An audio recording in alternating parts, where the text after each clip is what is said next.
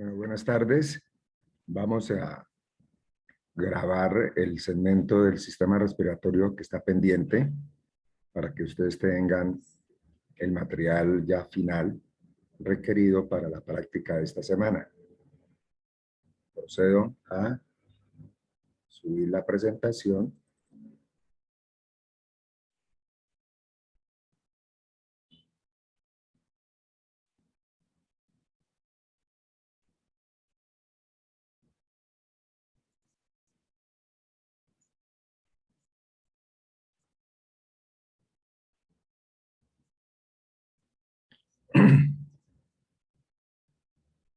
En la clase del viernes pasado habíamos terminado de evaluar las paredes torácicas, incluidas sus estructuras óseas, sus estructuras musculares y su inervación.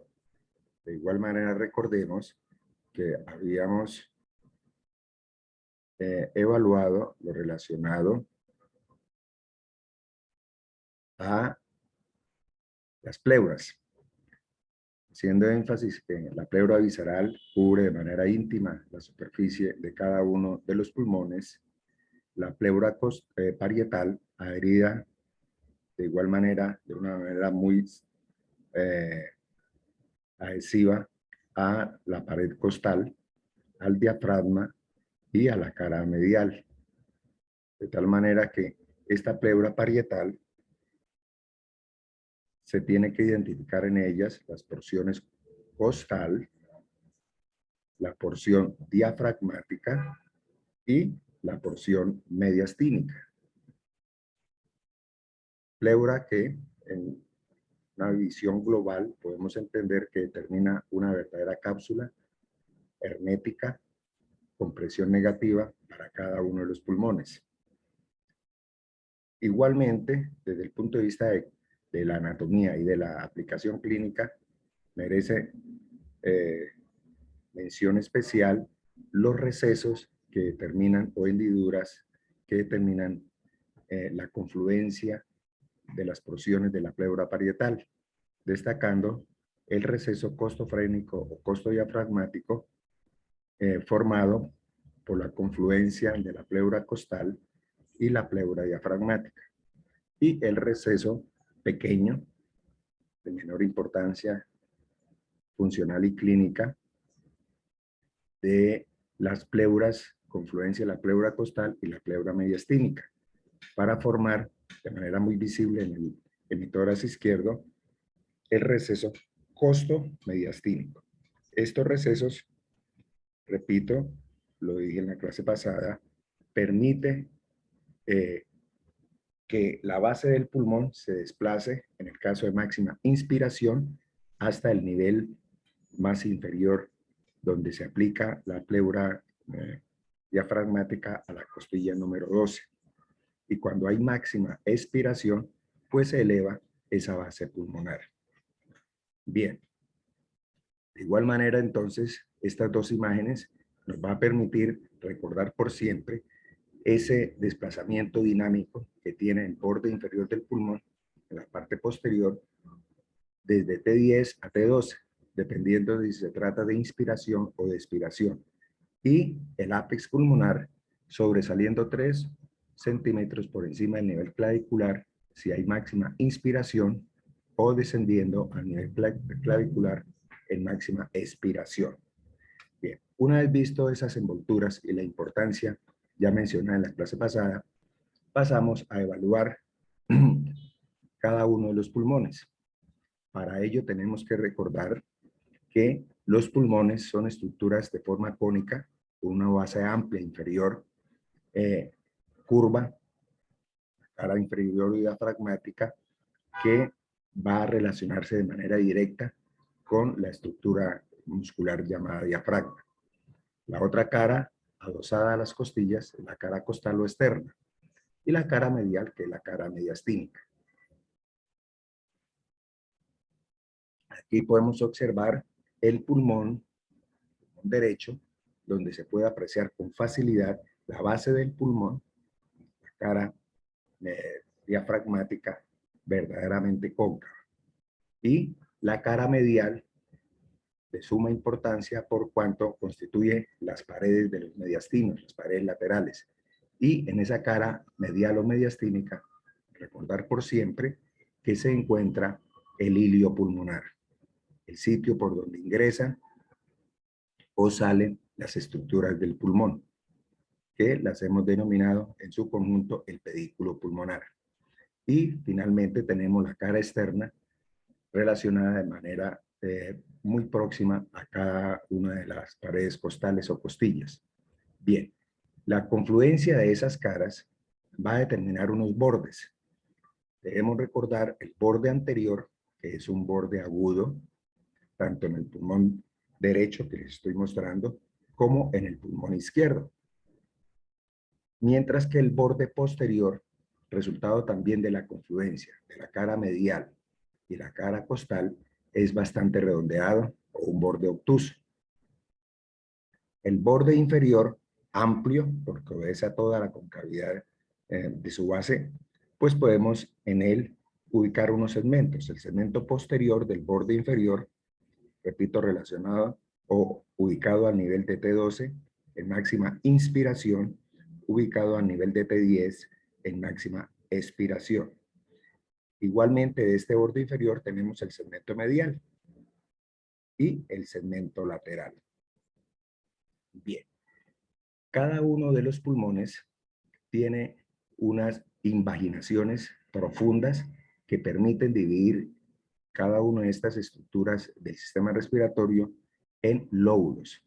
De tal manera que en el pulmón derecho, que se está observando en la imagen, observamos la incisura o cisura oblicua, la cual tiene la trayectoria que el nombre lo indica, y ella se origina a nivel posterior al nivel de T5, la vértebra número costal,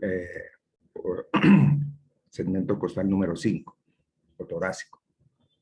Esta cisura rápidamente adopta el eje de la costilla número 6 y por delante va a terminar al nivel de la unión, perdonen, me retrocedo para que observen ese escenario, va a terminar a nivel de la unión condrocostal número 6, siguiendo el eje de la costilla número 6. En el pulmón derecho, adicionalmente, tenemos una cisura transversa horizontal. Esta se va a originar no desde el segmento posterior, se origina de la cisura oblicua a partir o al nivel de la línea axilar media. Y una vez se ha originado de la cisura oblicua, esta, la cisura horizontal o transversa, toma rápidamente el eje de la costilla número 4. De tal manera que los pulmones derecho e izquierdo van a dividirse de la siguiente manera. El pulmón derecho, en donde ubicamos las dos cisuras, oblicua y horizontal, se divide en 3 lóbulos. Un lóbulo superior por encima de la cisura oblicua en la parte posterior y de la cisura transversa horizontal en la parte anterior. Un lóbulo medio comprendido entre la cisura horizontal y la parte anterior de la cisura oblicua. Y un lóbulo inferior ubicado por abajo o debajo de la cisura oblicua en toda su extensión.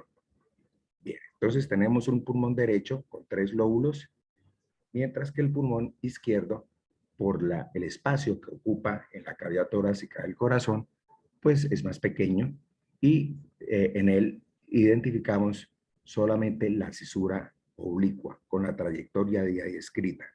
Esta cisura oblicua permite que el pulmón izquierdo se divida en 2 lóbulos, un lóbulo superior y un lóbulo inferior.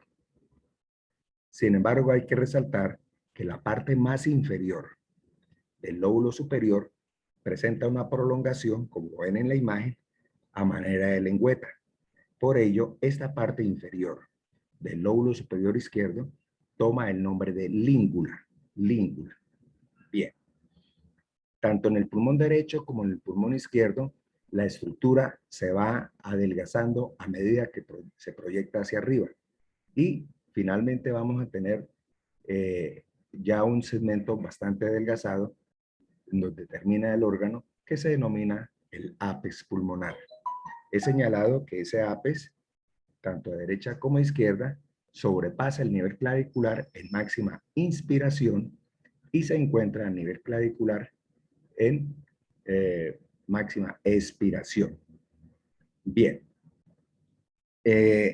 antes de señalar las características de este denominado hilio y donde ingresan las estructuras, el pedículo pulmonar, es menester que hagamos una caracterización del árbol bronquial desde el momento en que ingresa o se pone en contacto con el hilio pulmonar.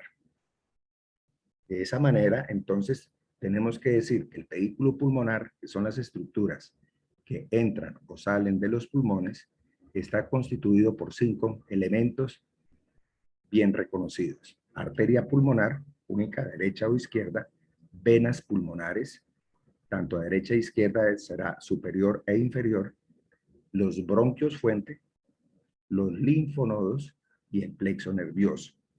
En cuanto a la estructura bronquial, esta tiene una amplia distribución y suena un poco abundante esa información, pero es menester que las identificamos plenamente.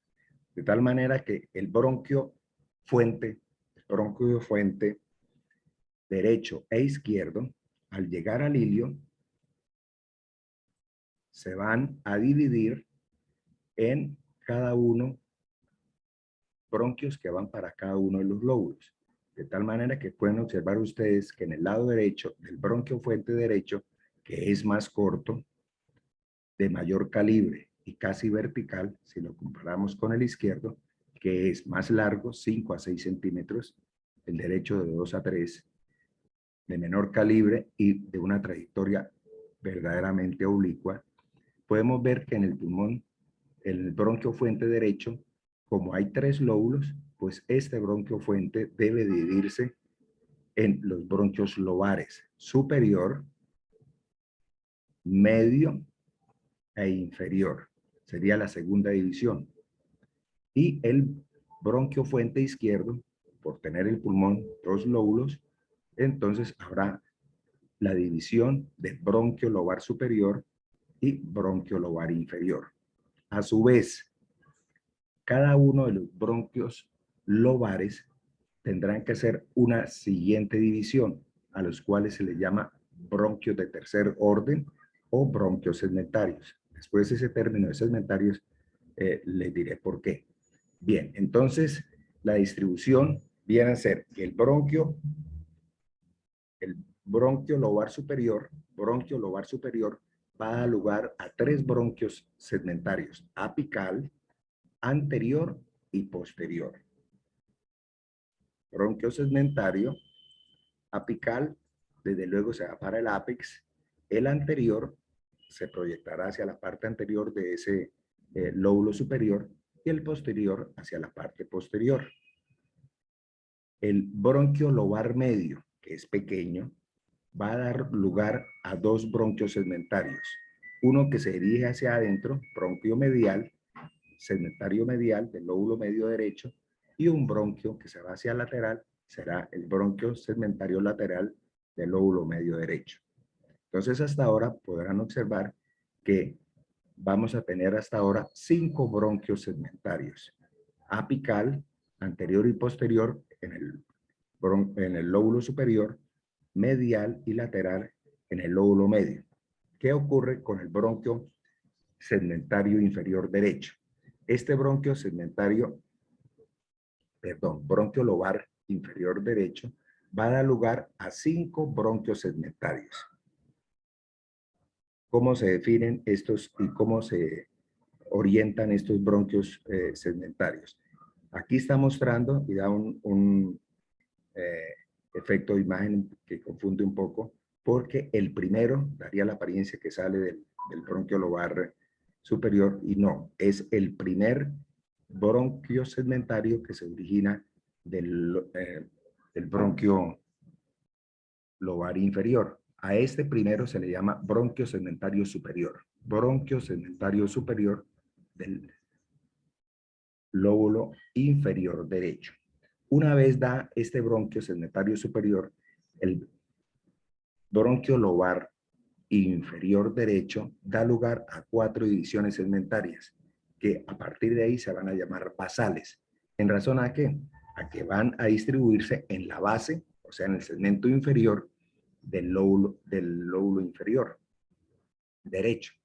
Y como adoptan trayectorias casi como en cruz, pues será el que se va hacia adentro, será bronquio segmentario basal medial derecho. El que se orienta hacia afuera será entonces bronquio segmentario basal lateral derecho. El que se orienta hacia atrás será bronquio segmentario basal posterior. Y el que se orienta hacia adelante será bronquio segmentario anterior, basal anterior derecho. Entonces, simplemente medial, lateral, anterior, anterior y posterior.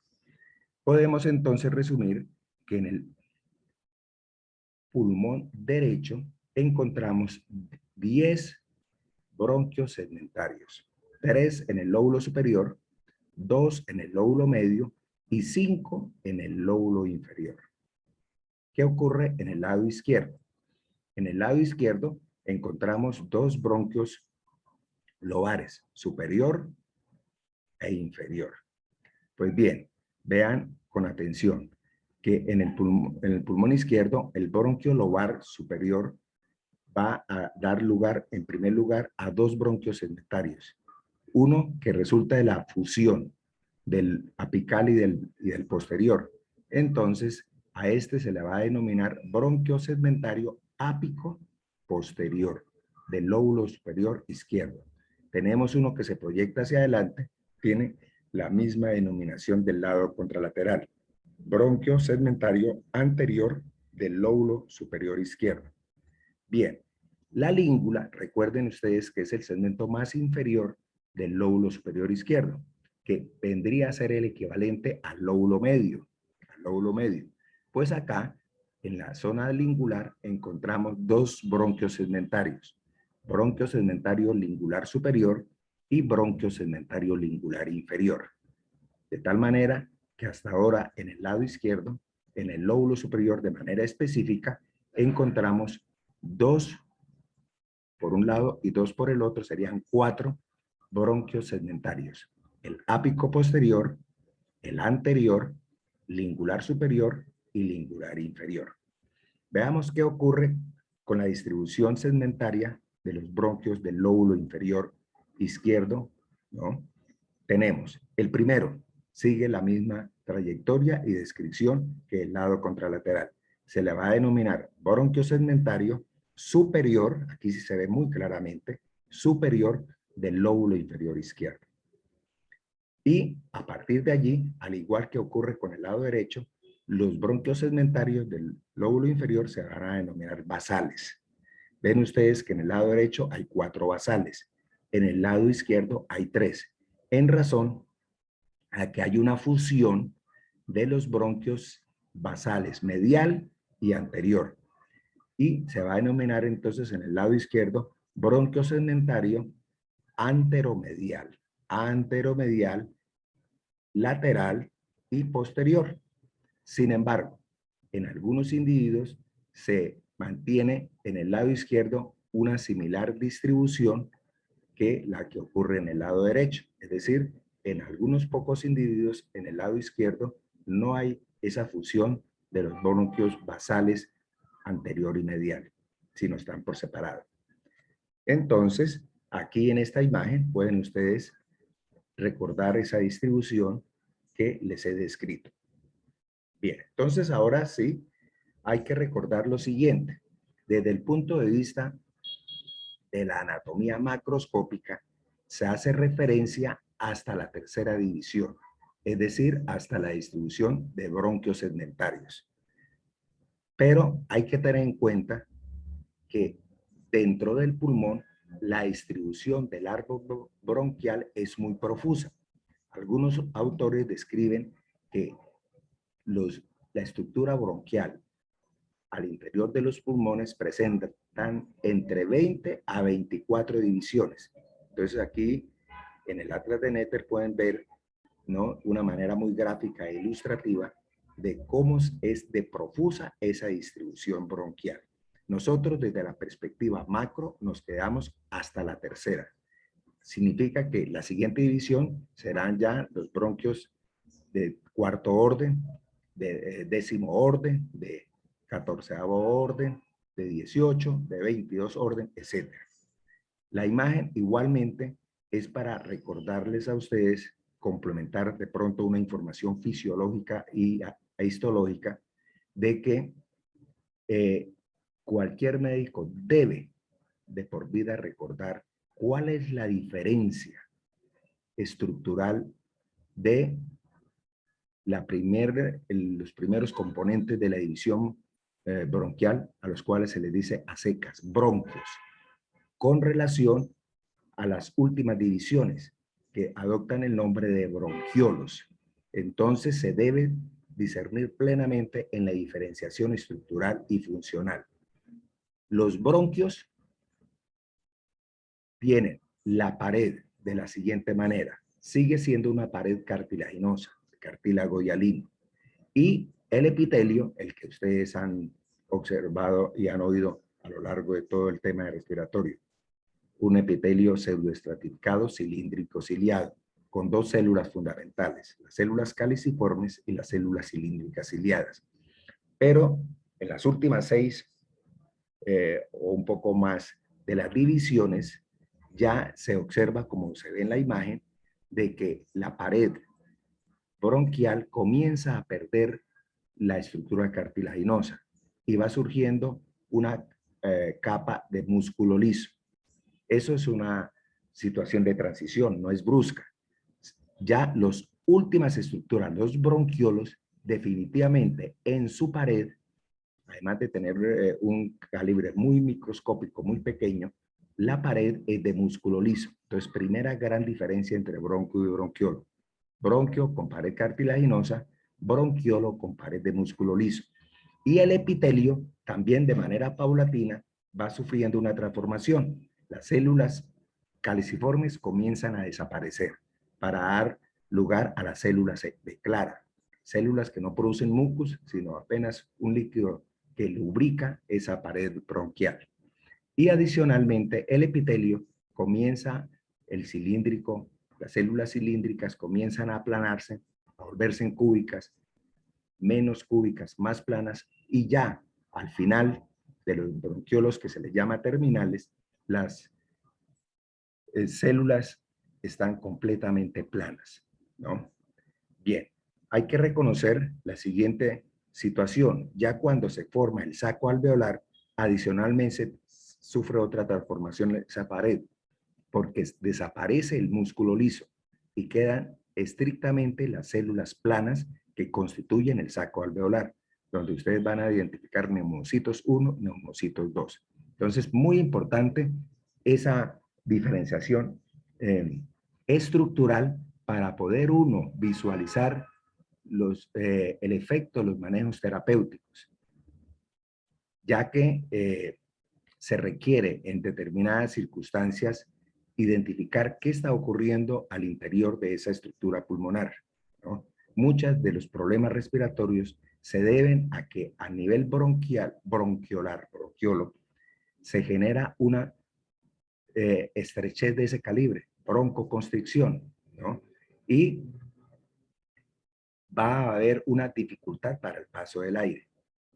La acción terapéutica, entendida como tal, debe estar orientada a mejorar ese calibre, a relajar ese músculo bronquiolar. Y para ello se utilizan medicamentos beta-adrenérgicos que van a estimular los receptores beta 2, y el resultado de esa estimulación de receptores beta 2 va a generar una relajación del músculo bronquiolar, fundamentalmente, muy escaso a nivel bronquial, ¿cierto? Bien. Aquí en esta imagen se puede apreciar cómo, ¿no?, las arterias pulmonares, al llegar ya a un escenario microscópico, traen sangre con CO2, ¿cierto? Ya se forman ya los capilares y estos capilares de estas arterias pulmonares van a ponerse en contacto para generar ese intercambio gaseoso.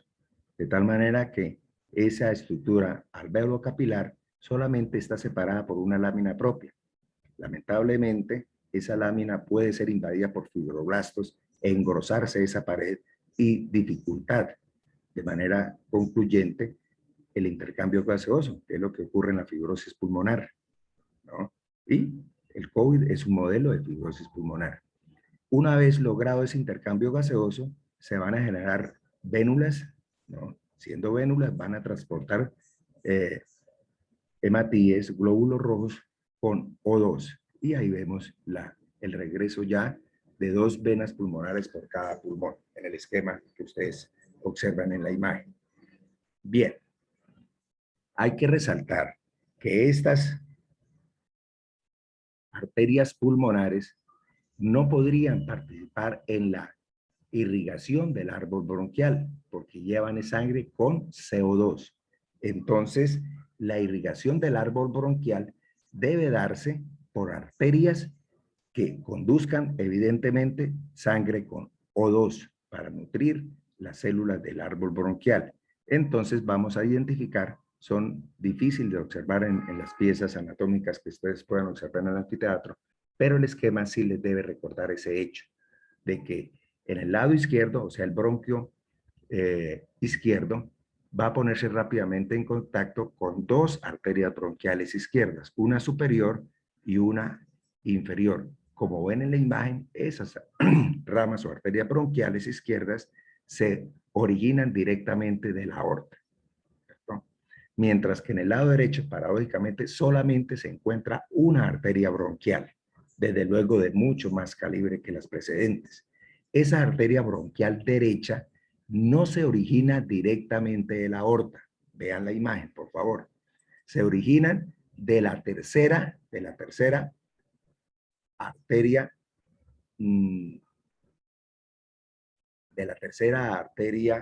que se orienta al espacio intercostal, ¿cierto? Intercostal. Y en este caso sería la tercera arteria intercostal posterior, la que va a derivar la arteria bronquial. Recuerden que los 2 primeros espacios intercostales están irrigados por la arteria intercostal suprema, la cual a su vez se ha derivado del tronco costocervical y este a su vez de la subclavia.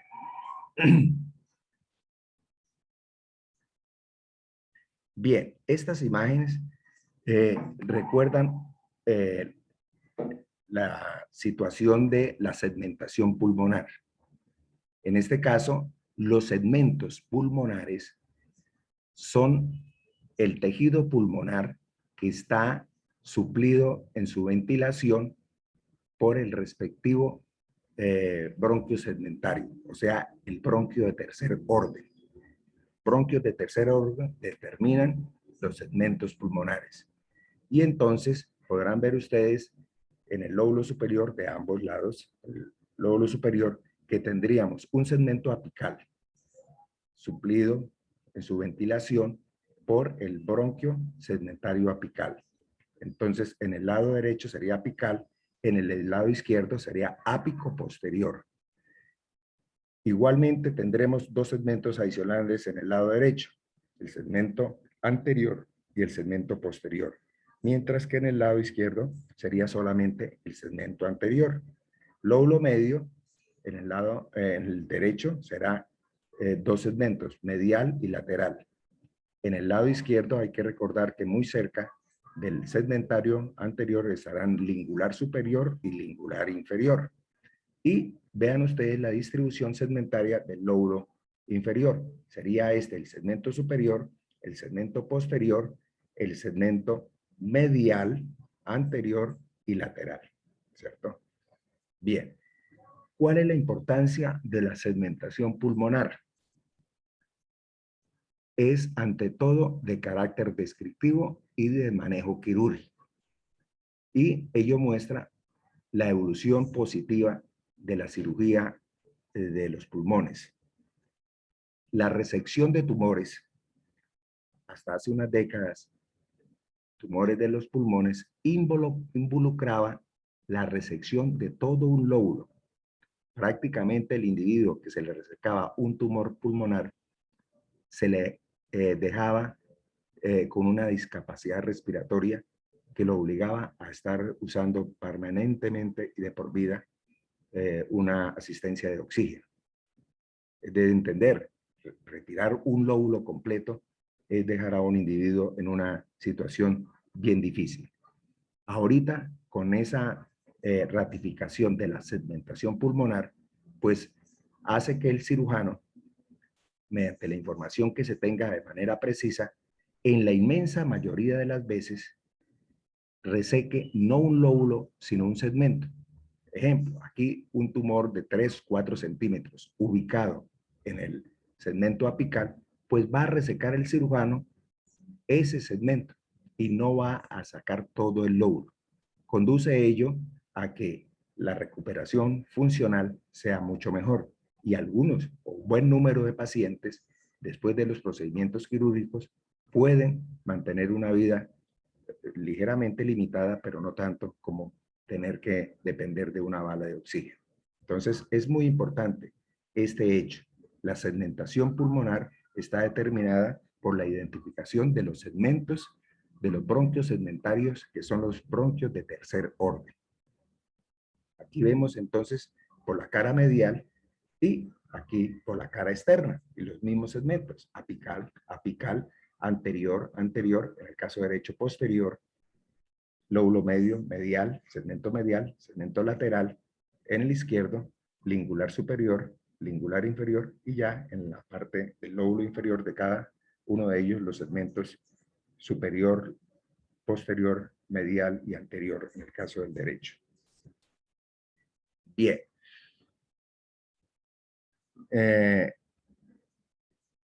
Una vez ya señalados los segmentos, hay que resaltar que el pedículo pulmonar, o sea, las estructuras que ingresan o salen de los pulmones, tiene una distribución muy característica, muy característica.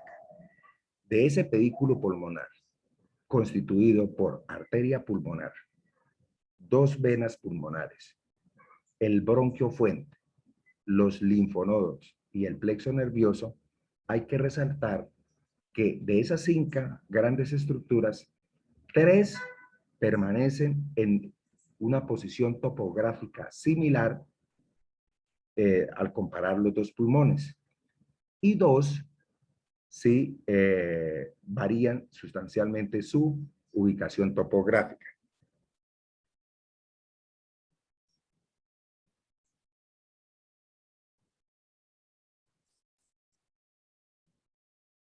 Veamos. ¿Quiénes no varían la ubicación al comparar los dos pulmones?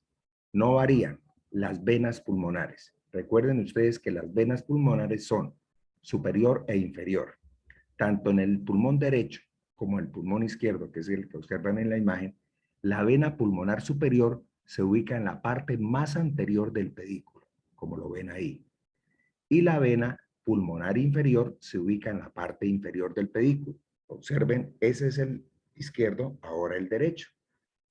Vean, entonces, esta es la vena pulmonar superior en la posición anterior y la vena pulmonar inferior en la posición inferior.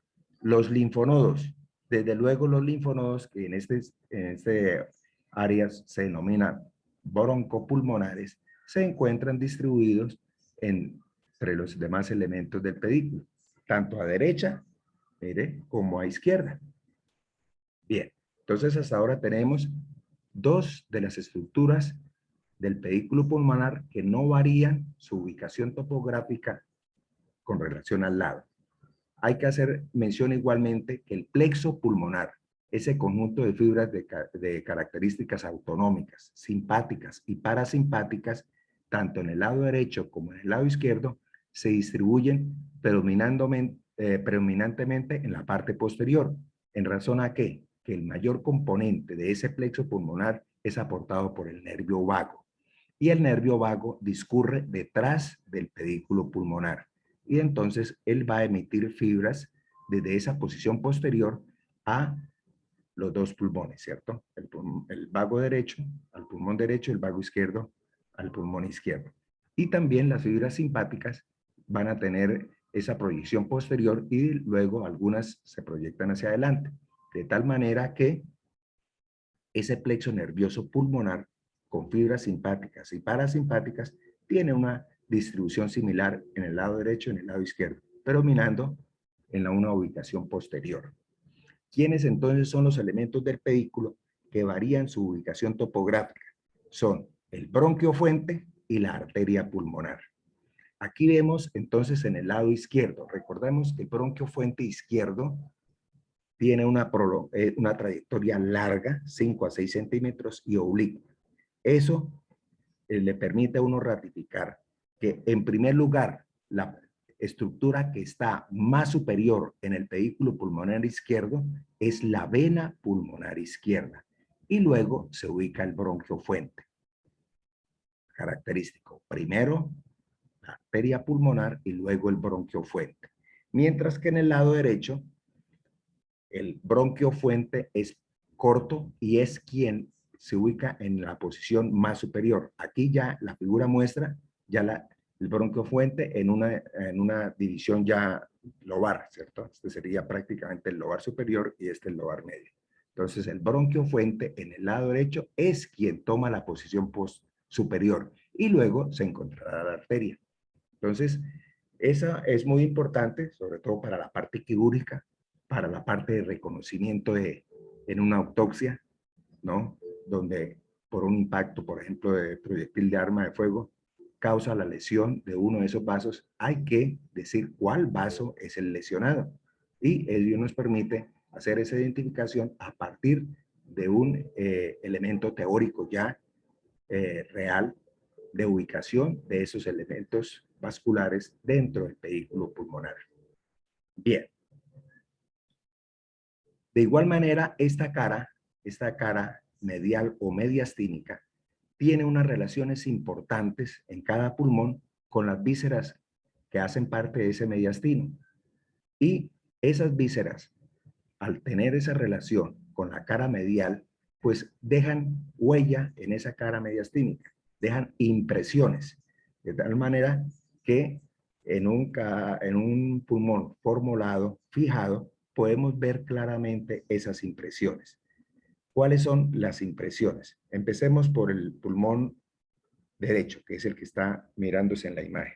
Entonces, por delante y abajo del hilio pulmonar derecho, hay una impresión no tan profunda que realiza en él el corazón y de manera específica el atrio derecho. Entonces, esta sería la impresión o relación cardíaca, repito, de manera puntual, el atrio derecho. Por detrás de este hilio pulmonar derecho hay una impresión vertical, corresponde a la impresión del esófago. Impresión esofágica. El esófago torácico deja esa impresión de manera longitudinal o vertical en el pulmón derecho. Igualmente, hay que recordar que la vena ácigos, al desembocar en la vena cava superior, lo hace describiendo un arco. Entonces, ese arco de la vena ácigos imprime también, deja su marca en la cara mediastínica del pulmón derecho. Tendríamos acá entonces la impresión del arco de la vena ácigos. Y recuerden que la vena ácigos desemboca o drena en la vena cava superior. Aquí tenemos entonces en la parte superior y anterior del hilio pulmonar derecho una impresión dada por la vena cava superior que va a drenar al atrio derecho. Esas son las impresiones básicas en la cara mediastínica del pulmón derecho. Veamos qué ocurre en la cara mediastínica del pulmón izquierdo. Ese pulmón izquierdo, al igual que el derecho, su hilio se encuentra en una posición equidistante. Miren la distancia hacia arriba, miren la distancia hacia abajo, miren la distancia hacia adelante y hacia atrás. Podemos decir de manera muy general, que se encuentra en una posición céntrica, en la cara mediastínica, ¿cierto? Tanto en el lado derecho como en el izquierdo.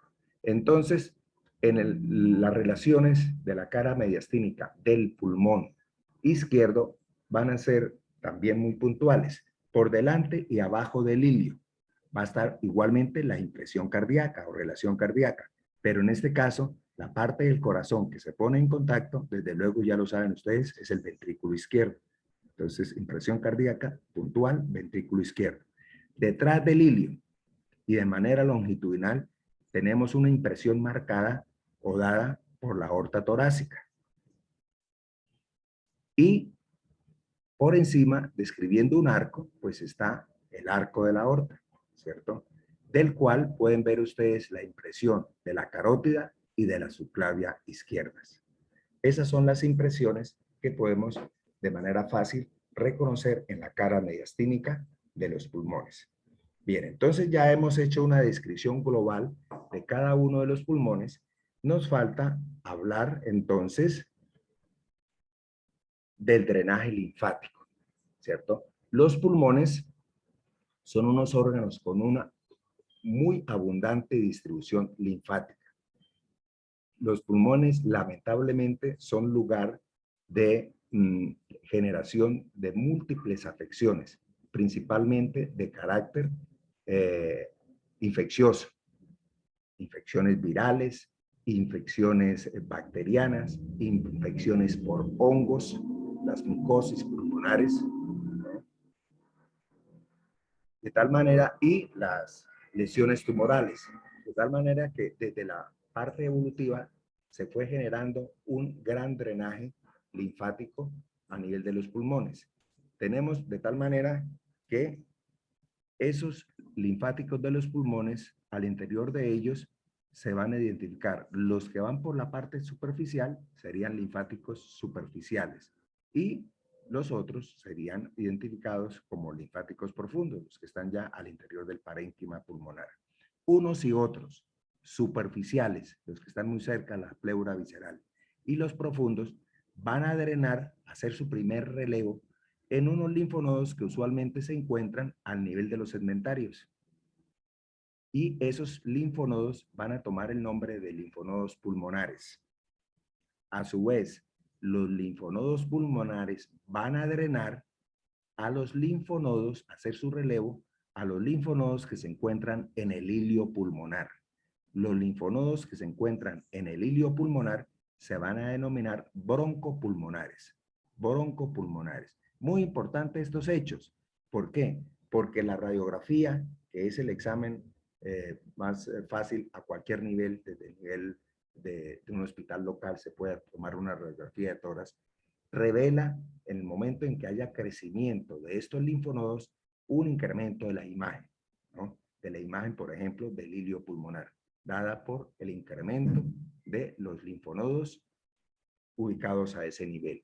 Bien, estos linfonodos broncopulmonares que se encuentran en el ilio van a sus eferencias linfáticas, sus vasos linfáticos, a drenar a otro grupo de linfonodos que se encuentran en la división de la tráquea en los dos bronquiofuentes.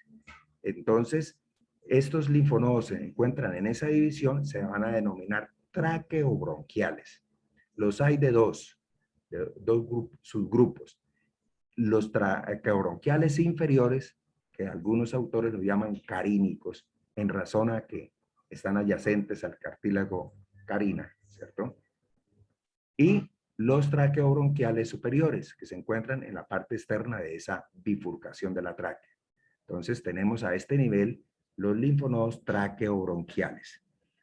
Los linfonodos traqueobronquiales a su vez envían sus conexiones eferentes linfáticas a estos linfonodos que se encuentran al lado y lado de la tráquea, tanto en el lado derecho como en el lado izquierdo.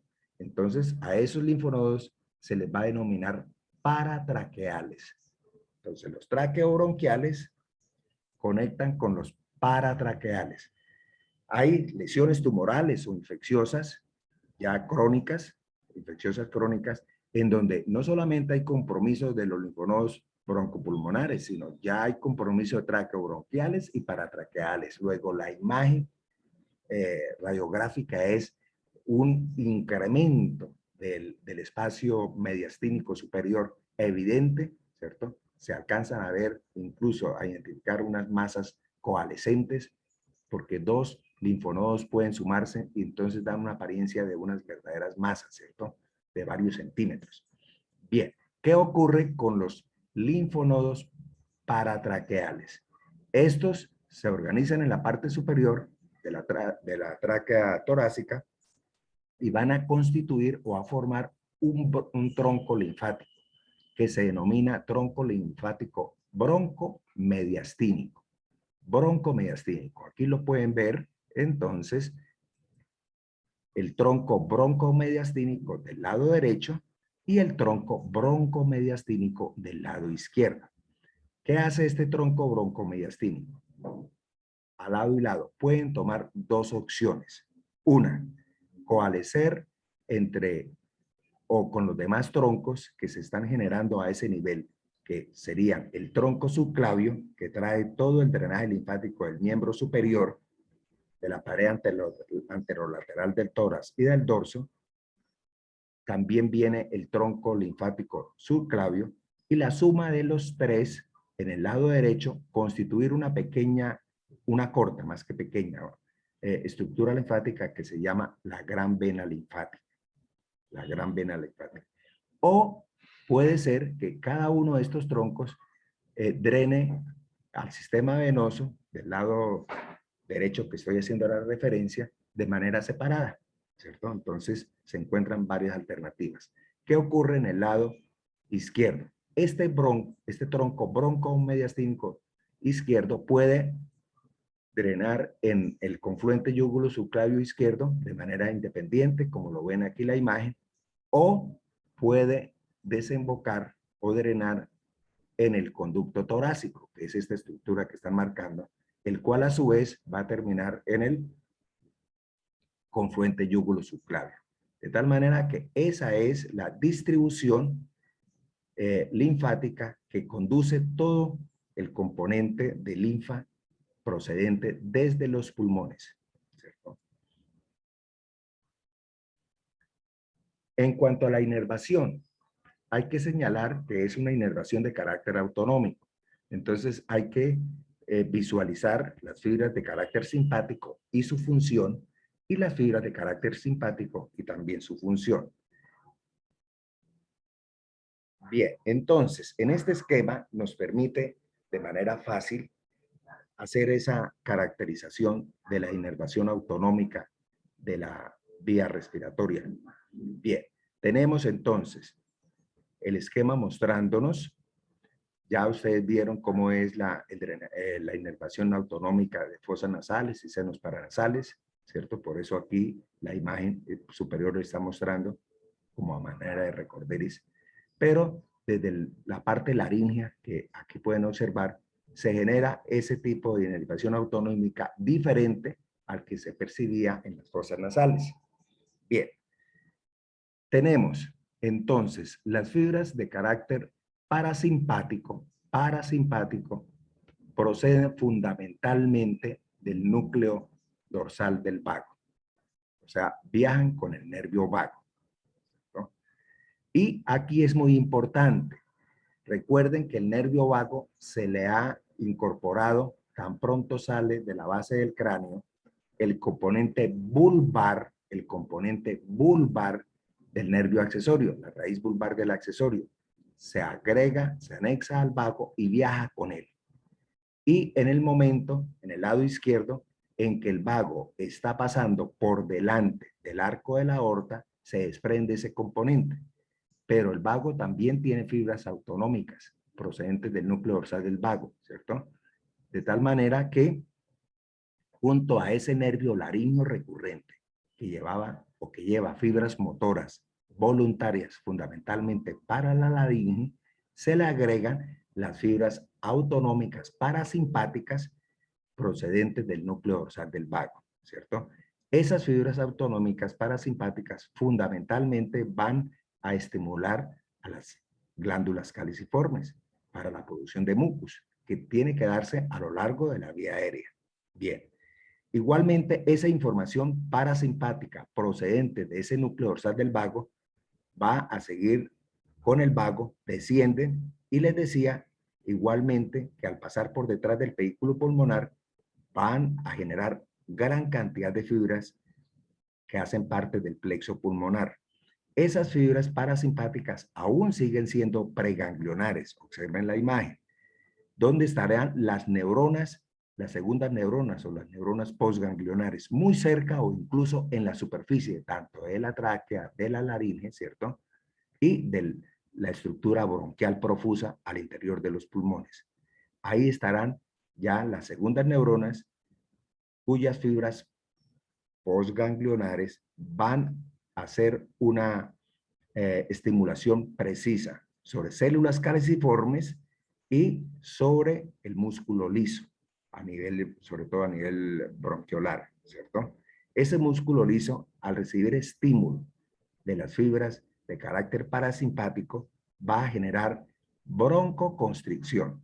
Parece que son receptores M3, muscarínicos. Broncoconstricción, entonces, debe quedar claro que la estimulación parasimpática, el efecto sobre la vía aérea es incremento de las secreciones, uno, por la acción sobre las células caliciformes, y broncoconstricción.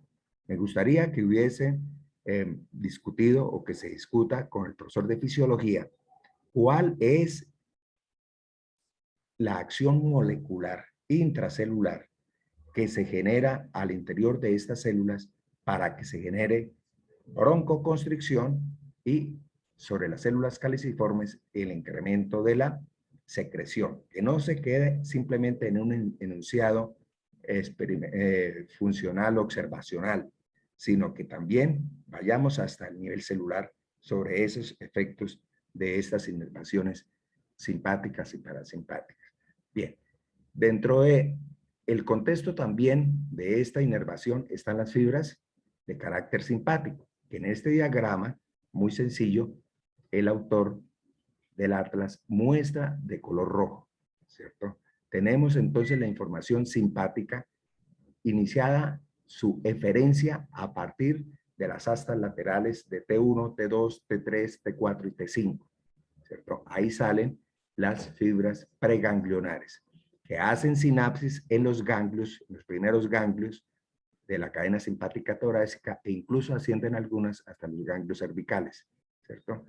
Donde van a estar los somas de las segundas neuronas, o sea, las neuronas postganglionares. Esas fibras que se desprenden de esas neuronas, de esos ganglios torácicos e incluso el cervical, van a constituir ya las fibras postganglionares de carácter simpático. Estas fibras postganglionares simpáticas también van a actuar sobre los mismos segmentos que les he descrito, ¿no? Y van a llegar a estimular receptores beta 2. La estimulación de los receptores beta 2 va a determinar dos efectos fundamentales: disminución de las secreciones y broncodilatación. Entonces, de igual manera, discutan qué se observa a nivel molecular intracelular al estímulo de las fibras simpáticas sobre los receptores beta 2. Desde luego, lo observacional es que el músculo se relaja, ¿no? Y que disminuyen las secreciones. Bien, tiene que ver con los mecanismos de las vesículas de calcio. Al liberar calcio habrá contracción, al no liberar calcio habrá no contracción y desde luego relajación de las fibras musculares. Ese entonces es el escenario ya teórico de la anatomía macroscópica del sistema respiratorio. De tal manera entonces que es ya el tema que tienen ustedes para elaborar su preparación de el segundo parcial, sistema respiratorio. Bueno, que tengan feliz día.